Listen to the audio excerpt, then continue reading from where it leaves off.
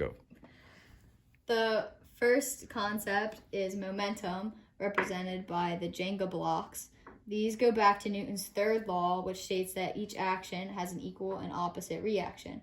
When the Jenga block falls, it triggers the next Jenga block to fall, and so on, all the way up until the last wooden block. When this wooden block falls into the water, the concept is fluid dynamics. It creates a wave which travels around this water tub and causes the spoon to move.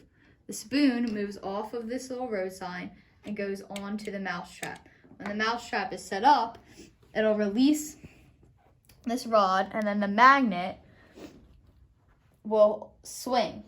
When the magnet gets close enough to magnet B, the magnetic force between them will be strong enough, and it'll pull them together. When this happens, the tension in this string will be great enough to pull this Lego tower out from under the weight. When this happens, the force of gravity on this weight will cause this string to pull the leaf out. Once the leaf is out, it releases the stored potential energy in this spring and shoots the marble across here and into the gumball machine.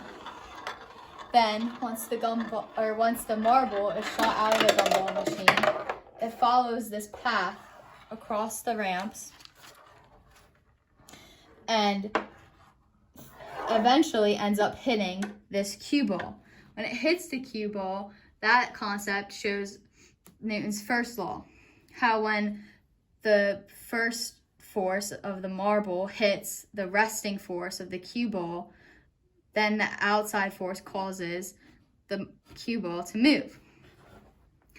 Then the cue ball rolls down and activates the remote control, which sends radio waves that are transmitted to the train.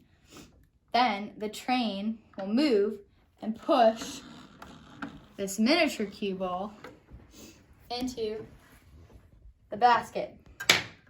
This basket moves down and the other basket moves up.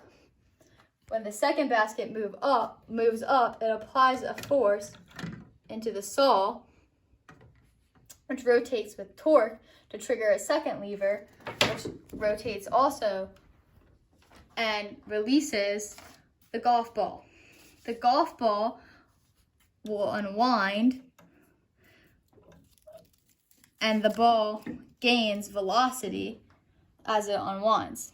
Eventually, when it unwinds completely, it'll trigger this gate to move out from under the train, and the train will cause the water bottle to fall in the bucket.